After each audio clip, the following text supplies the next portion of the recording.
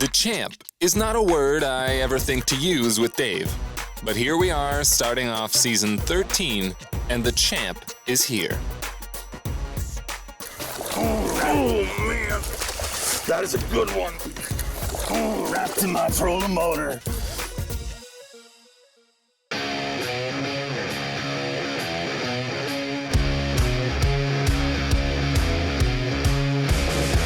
That is a freak.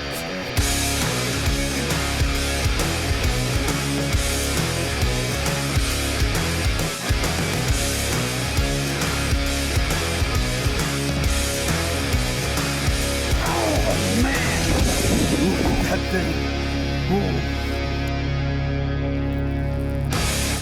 Here we go. Welcome to Facts of Fishing, the show. Brought to you by Bass Pro Shops and Cabela's. Your adventure starts here.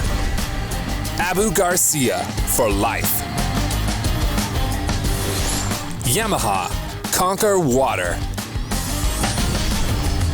Live Target, lifelike lures. Action car and truck accessories, the right customer experience.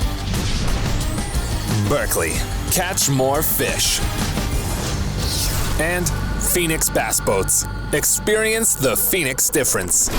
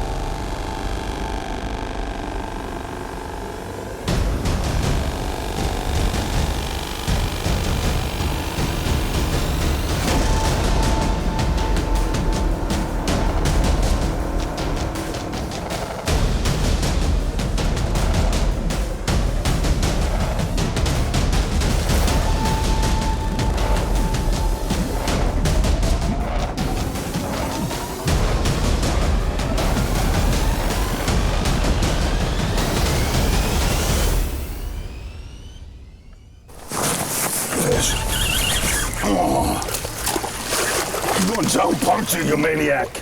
You know, a lot of people, they hate when a fish jumps. But the thing that you gotta remember when a fish jumps is it's burning a ton of energy. So every time that dude jumps, the odds go a little more in your favor. Oh, look at that dude. That is the way you want to start the day on the Champ's Craw. Wow, what a way to start the day. This dude smoked the Champ's Craw. That is one sexy small jaw. And he just saunters away like he should, because we're all just waking up. Not so much you nor you, but you right there, I can see you. Without that coffee, you wouldn't even be here. But stay tuned, because the champ is here.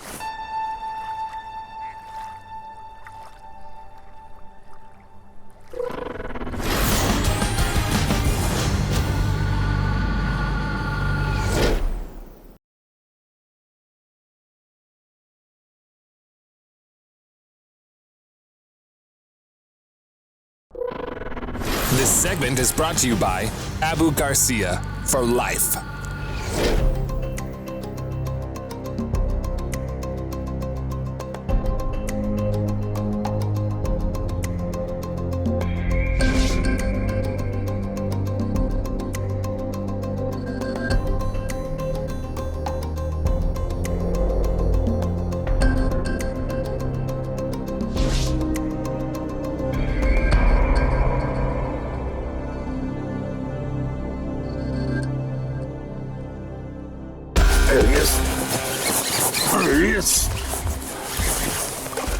Smoke that Champ's Craw. He's doing exactly what smallmouths are supposed to do. Jump. Look at that dude, inhaled the Champ's Craw. This little bait, man. I probably own about no less than 600 different craws. So it takes a lot in a craw to just really excite me. And I'll tell you what, when I first got a package of these, I was like, yeah, it looks cool, I'll give it a shot. But when I put it in the water, I knew it was gonna be part of my repertoire moving forward. You know, there is a ton of baits that look good in a package, but when you put them in the water, they just don't live up to what you expected. This bad boy does. This literally comes to life under the water. I've never seen a bait that you can quiver so much, and those claws, I mean, they just sit up in that defense mechanism. That's what a crayfish does. I mean, you want to wonder what a crayfish does? Right before a bass eats a crayfish, it's the last thing it does. It's its feeble attempt at defending itself. And that makes bass hungry, and a bait that does that is truly a lethal member of your fishing repertoire. Repertoire. It's a word you don't hear a lot in fishing shows. We're gonna bring it back. My repertoire runs deep.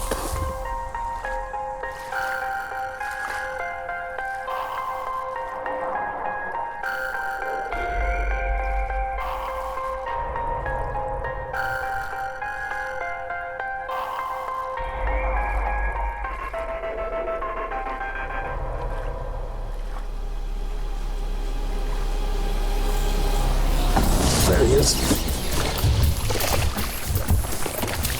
Get in here, Junior. Just a little dude. Big, little, it don't matter. Once those sexy little claws start waving, fish got no choice. They gotta start munching.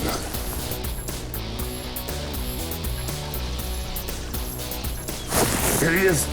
Sneaked it. Easy. Come here, dude. Oh, there we go.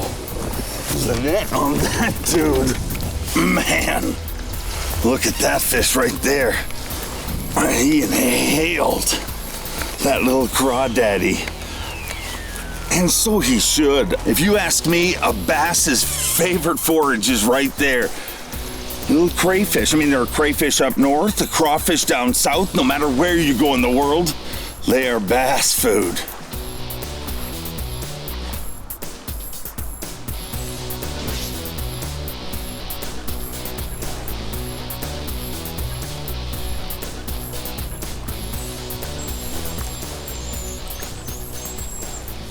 There he is. Smoked it. Oh, man. It's a good one, too. Look at that fish. Man, just what you can do with this bait totally changes the way. I mean, before this, I didn't fish a lot of crawfish and shaky head style baits. You know, it's usually a Texas rig type bait. But man, once you see how this thing looked on a shaky head, oh, it's tough to throw anything else. That is a chunk. That dude could not, oh, easy.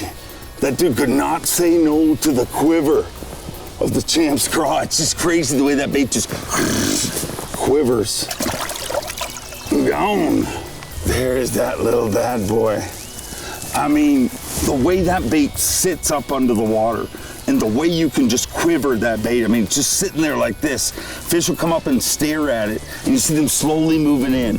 You know, they'll come in and they'll kind of stop a few feet away. They get closer and closer, and as that bait quivers, they have no choice. They're just like, they have to, I can't, shouldn't, I'm not gonna, screw it.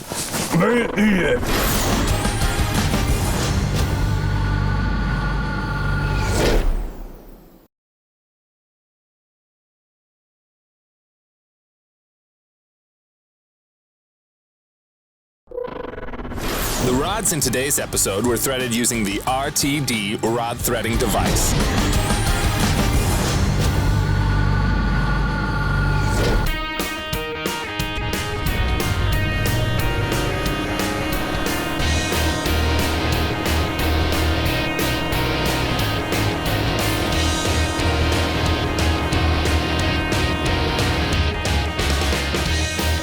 You know, our show's no different than a lot of shows out there. You know, we talk about a lot of baits, and you know, these baits are incredible baits, but really the most important part of fishing is figuring out how to find them. And that's why I love throwing baits, you know, to crawfish eating bass, just because we all know where they live. I mean, when you were a little kid, how'd you ever catch a crawfish? You flip over rocks and you start finding them that way, and that's exactly the areas you want to fish. I'll roam around here using my side imaging to figure out those transition zones, those edges where it goes from sand to rock. That's where fish live. They live on edges. Fishing shows use big words like transition all the time, but really all that means is a difference. From sand to rock, from rock to mud, from grass to sand, it doesn't matter. That transition, that edge, is where those fish live.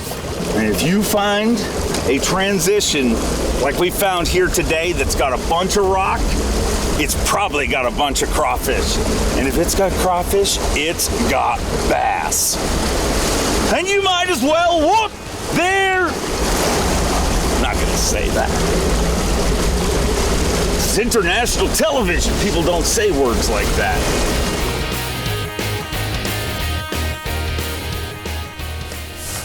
There's this little one. But that's all right. Come up here, Junior. Every single one of them got that Trokar right through the beak. And that's exactly where you want to hook them. Very low percentage of throwing that hook to get them right in the beak.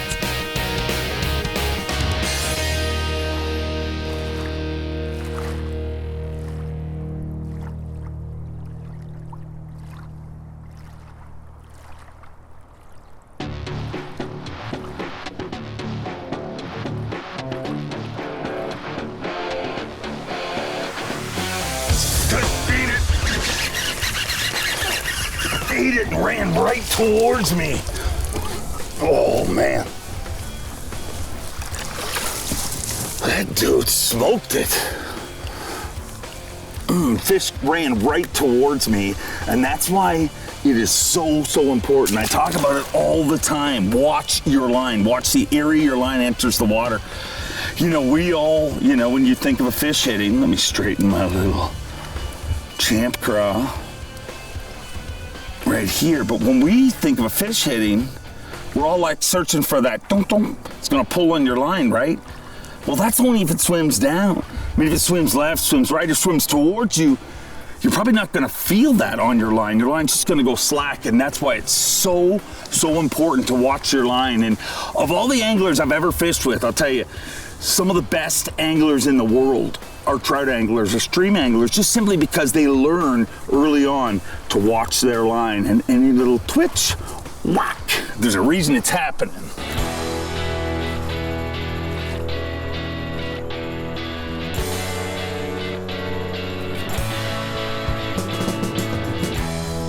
The cool thing about this bait is a lot of times we classify baits, you got fast moving baits, slow moving baits, but the cool thing about this bait in particular is you can fish it a lot of different ways. I mean, you know, you see me a lot of times just kind of roll casting it to structure, and I'll just kind of pop it back to the boat. A lot of times when it gets on the bottom, one of the things I love to do is bang that blank. See that? That bait on the bottom, when you do that, that bait will actually quiver. You know, you're just hitting that rod blank like that. Your bait's not moving from the spot it's sitting in, but it's quivering in that spot.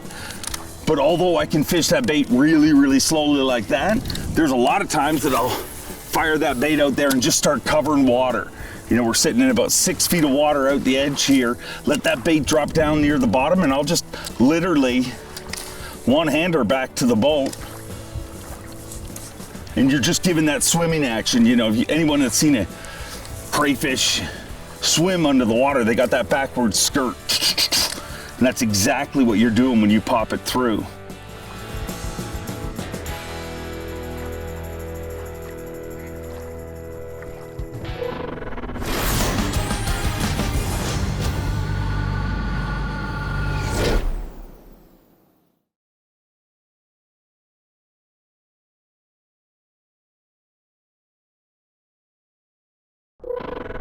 This week's episode was filmed at Beauchene Wilderness Lodge. Visit beauchene.com. This segment is brought to you by Hook Performance Fishing.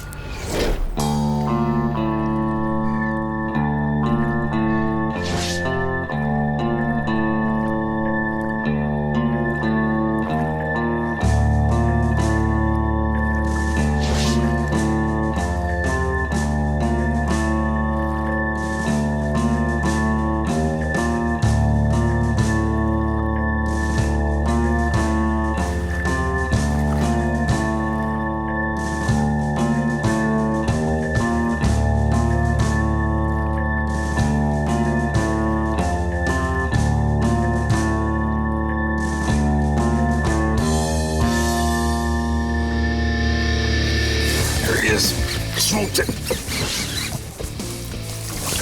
Oh man, it is just amazing how crazy that bait works. But this fish, I mean, I seen that thing booking from 30 feet away. Bait hit the water, started to quiver, and he came munching.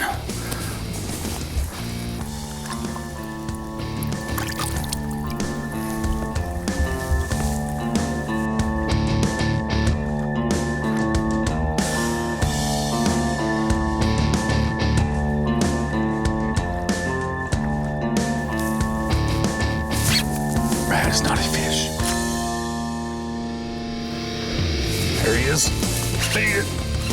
Smoked it. I mean, this does not get old. I mean, it is one of the simplest equations to figure out in fishing. Easy, dude. Find the forage that crayfish live in, which, as we all know, is rocks. Throw this bad boy around. And if there's crayfish there will definitely be bass. Now, the amazing thing too is, to be honest, I mean, I'm new to this bait, but just how durable it is. I mean, all day. I just opened my second pack, 6 to a pack, so all these fish have come on that bait, and as we all know, I mean, you've done it. Every one of you have experienced it. How frustrating is it when you find that incredible soft plastic bait that works incredibly well, but it also, basically costs you a bait of fish. I mean, you're fighting it, that bait flies away. Happy to report that is not the case with these bad boys.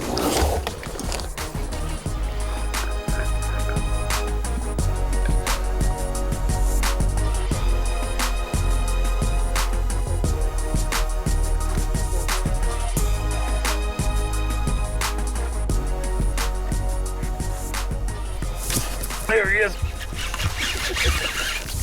Oh, man.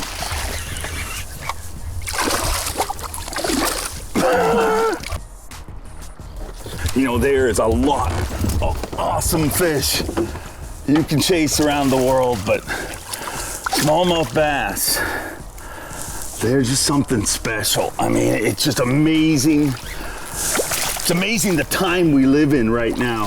People talk about good old days, and I say it all the time, but these are truly the good old days when it comes to smallmouth bass fishing. If you love smallmouth, you are loving life right now, just like I am. I love smallmouth. Smallmouth love crayfish. We're just bringing the love together. It's a love connection. We'll be back in 2 and 2.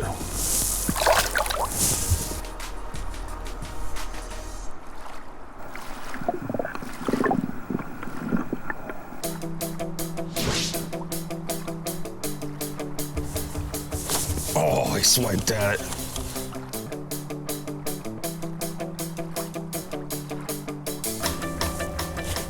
There's fish. Nope. There's fish back there, though. Oh, man.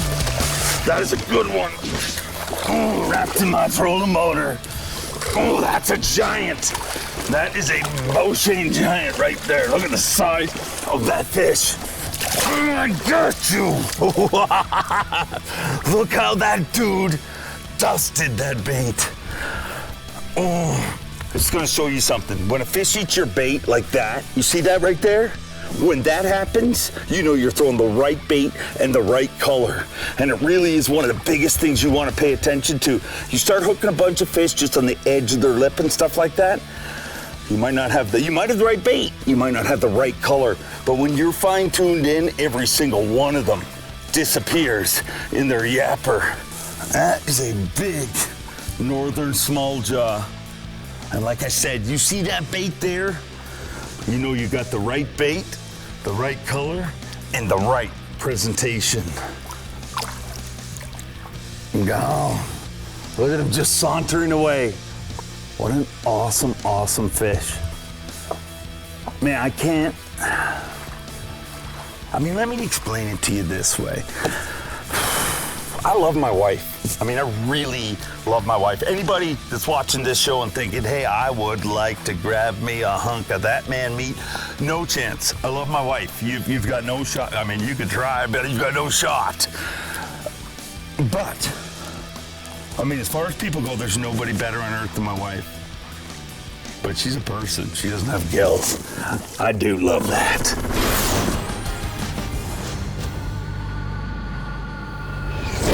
Dave fished for 7.5 hours, made 311 casts, and caught 18 fish. That's it for the score. Now time for the facts.